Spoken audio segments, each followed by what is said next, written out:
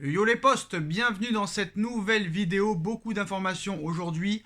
On s'approche tout doucement de la fin du mercato qui sera terminé dans 2 semaines, jour pour jour. Le Paris Saint-Germain cherche toujours à dégraisser en vendant un maximum, en faisant baisser la masse salariale. Et le Paris Saint-Germain souhaite toujours se renforcer en attaque, au milieu et en défense centrale, les postos. En ce qui concerne le dégraissage, en ce qui concerne Mauro Icardi souhaite jouer en Première Ligue et à Manchester United. À savoir maintenant combien pourrait mettre Manchester United sur Mauro Icardi, sachant que Mauro Icardi a encore 2 ans de contrat.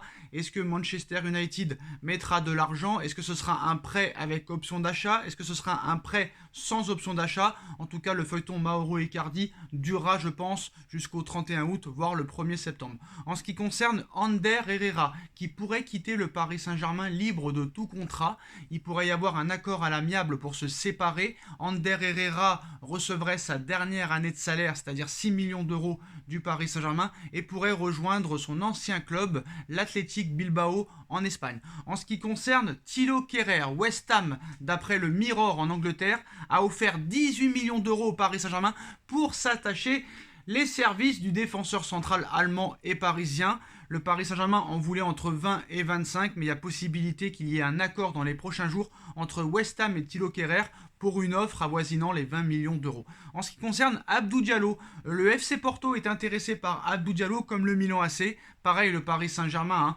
attend au moins 20 à 25 millions d'euros pour laisser partir Abdou Diallo. Peut-être que le Paris Saint-Germain pourrait proposer Abdou Diallo en plus d'une somme d'argent pour Raphaël Leao, qui est toujours l'une des priorités au niveau de l'attaque du Paris Saint-Germain. Marcus Rashford, ça va être compliqué, mais toujours une cible du Paris Saint-Germain. D'autres cibles en attaque, les postos, et une surprenante, une ancienne piste de longue date, Pierre-Emerick Aubameyang, qui a signé il y a quelques mois au FC Barcelone. Le FC Barcelone espère une offre située entre 25 et 28 millions d'euros pour Pierre-Emerick Aubameyang.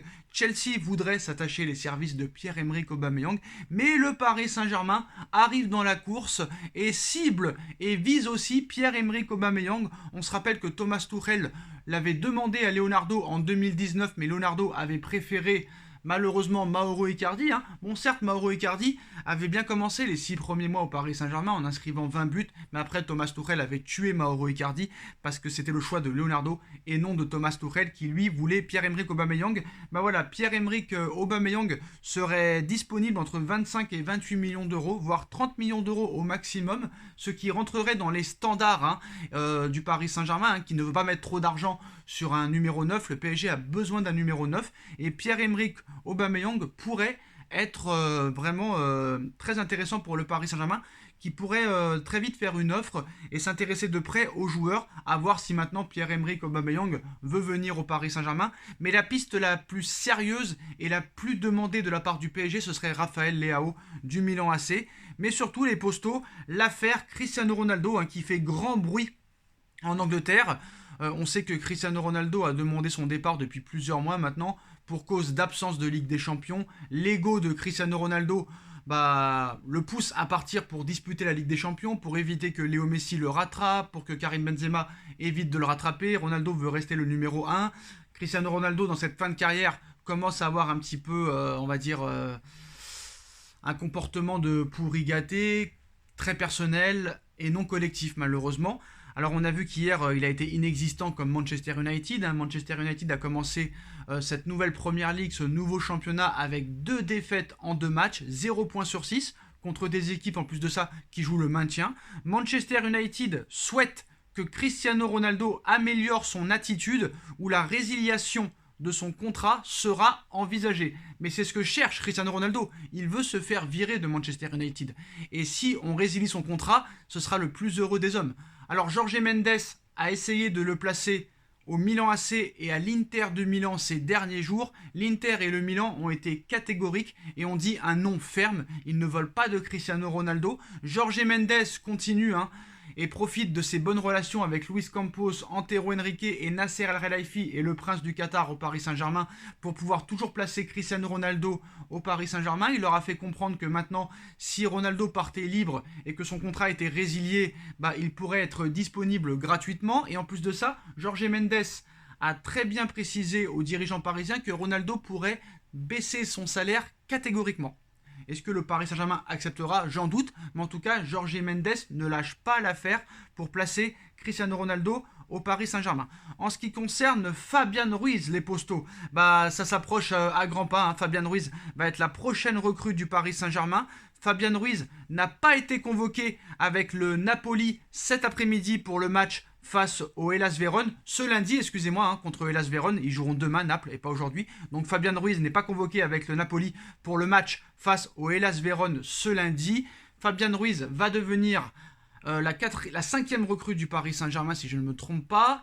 Voilà, après Hugo Ekitike, Vitinha, Renato Sanchez, maintenant Fabian Ruiz. Au milieu de terrain, ça commence à se construire. Donc maintenant, Fabian Ruiz a la particularité de frapper de très très loin. Chose qui nous manque très clairement au Paris Saint-Germain. Nous avons besoin d'un joueur qui soit capable de prendre ses responsabilités de loin. Alors Fabian Ruiz a la capacité, mais il lui est souvent reproché de ne pas tenter assez sa chance.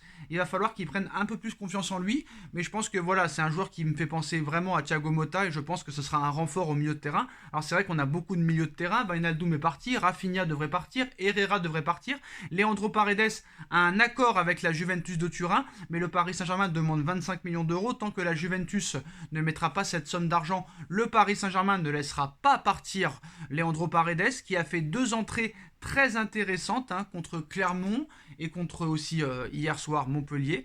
Donc à voir si vraiment il faut recruter, enfin s'il faut laisser partir Leandro Paredes, la question se pose, ça peut être un bon box-to-box. Moi j'aurais préféré faire partir Danilo Pereira plus que Leandro Paredes, sauf que c'est vrai que Danilo Pereira, on va dire, peut dépanner en défense centrale, il l'a déjà prouvé, donc c'est très intéressant. Donc maintenant, à voir ce qui va se passer. Ces 2 semaines de mercato vont être très chaudes. Alors l'arrivée de Vitinha, l'arrivée de Renato Sanchez, de Mukiele, de Ekitike. Donc la 5e recrue va bien être Fabian Ruiz, qui a déjà un accord depuis quelques semaines avec le Paris Saint-Germain. Et l'offre devrait être de 25 millions d'euros plus 1 ou 2 millions d'euros de bonus. Donc c'est très correct pour le Paris Saint-Germain. Donc voilà, le Napoli a un accord aussi de principe avec le Paris Saint-Germain pour Fabian Ruiz. Le club italien attend que Paris libère une place pour que le joueur vienne définitivement. Et ça discute toujours entre le Napoli et le Paris Saint-Germain pour Keylor Navas, même si le Paris Saint-Germain hésite à faire partir Keylor Navas, parce qu'on a vu encore une fois hier Donnarumma pas très décisif, qui a eu un 4 sur 10 sur l'équipe. Donc voilà, ça réfléchit du côté du Paris Saint-Germain. Et très clairement, on hésite à faire partir Keylor Navas, surtout en prêt. Si vraiment Keylor Navas doit partir, le Paris Saint-Germain préférait une vente et un transfert sec plutôt qu'un prêt avec option d'achat. Voilà, très clairement. Maintenant, moi je pense que Keylor Navas doit rester au Paris Saint-Germain. Voilà les postos, voilà les dernières informations de ces dernières heures, de ces dernières minutes en ce qui concerne le Paris Saint-Germain. Cristiano Ronaldo qui pourrait se faire résilier son contrat. Fabian Ruiz qui arrive très prochainement. Aubameyang, nouvelle piste en attaque, même si Raphaël Leao reste la priorité en attaque. Beaucoup de départs à prévoir. Donc dites-moi en commentaire ce que vous en pensez. On like, on partage, on commente, on s'abonne. Et on se retrouve très vite pour de nouvelles informations et de nouvelles vidéos, les postos. Tchuss.